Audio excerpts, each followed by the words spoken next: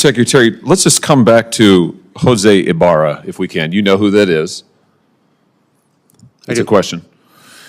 You know what he did, I know what he's accused of doing, which is, murdering a young woman. and that wasn't the first crime that he committed in this country, was it?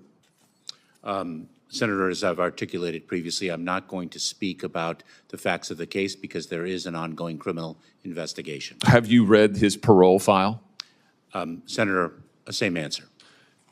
So you're not going to say whether or not you've read the parole file? I've got it right here. Have you read this? Senator, I do not want to speak to the particulars of the case given the pending criminal See, prosecution. now, I find this interesting because this is a new answer today. You've changed your answers all over the map on this, and it looks like to me you just don't want to answer the question. 2 days ago, you were asked about this in the House Homeland Security Committee. I've got the transcript right here in front of me. You were asked the same question. Jose Ibarra, why was he paroled? You said, I don't know. You said, I don't know. I don't have the case details with me today. Congressman Bishop says, you don't know? And you said, I don't know. I don't have the details with respect to that individual's case, but I would be pleased to provide them to you, Congressman. You didn't know 2 days ago. Now, interestingly, on April the 10th, 6 days before that, you gave Senator Katie Britt a different answer. She asked you the same question. She said, why was Jose Ibarra paroled into the United States?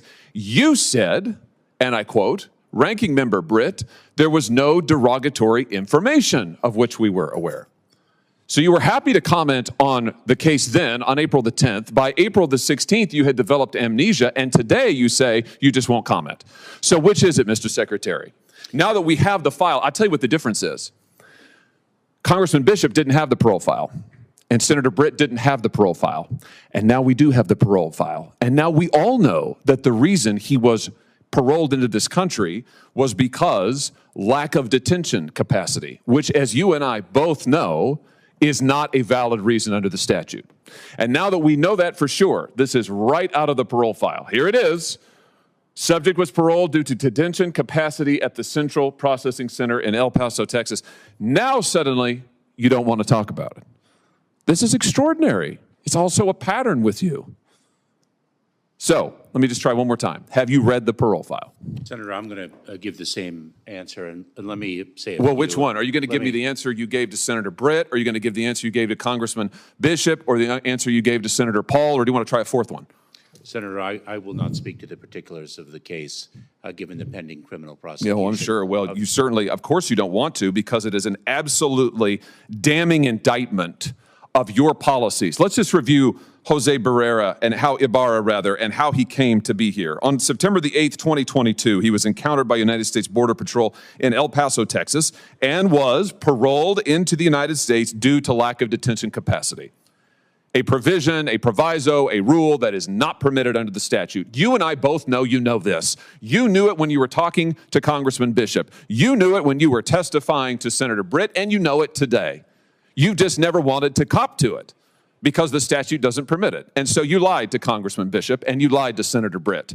And now you are hiding behind the ongoing prosecution excuse because it's the last one left to you, because you testified falsely under oath. Then on July 19th, 2023, Ibarra reports for a biometric appointment and was fingerprinted. This is now in New York. The results come back and indicate he has a criminal history. So he's in this country, he has a criminal history. September 14th, he is arrested in New York by NYPD for what? Injuring a child. September 14th, 2023, he is arrested for injuring a child. What happens? The offense was never prosecuted and the arrest was expunged. I'm reading right out of the parole file. Expunged.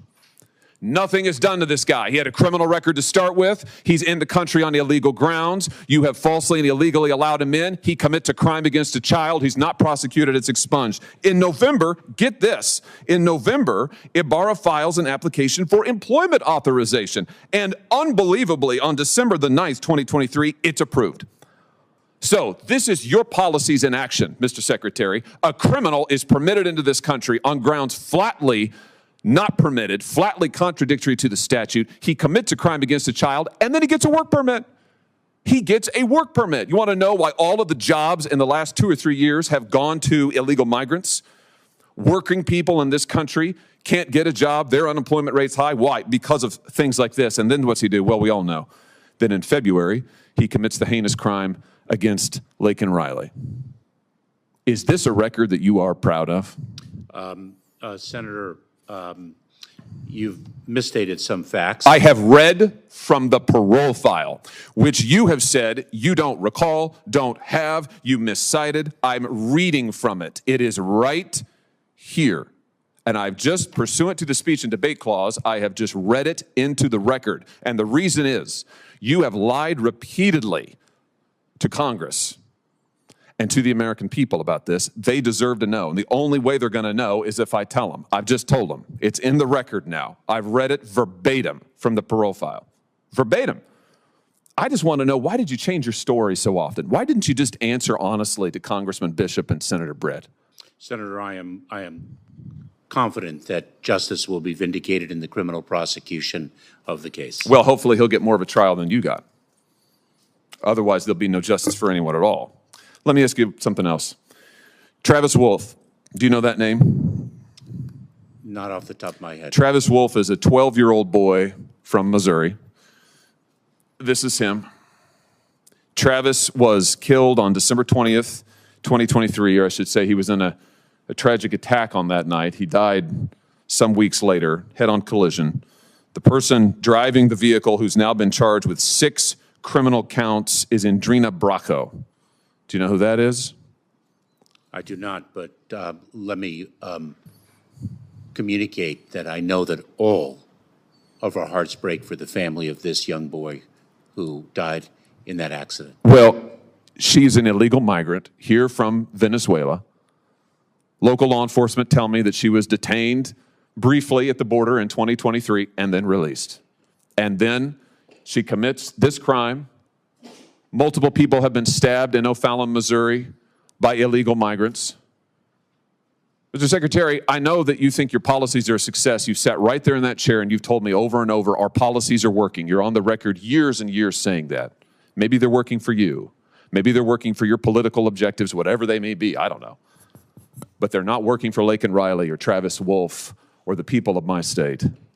They are, in fact, a travesty. What you have done is a travesty.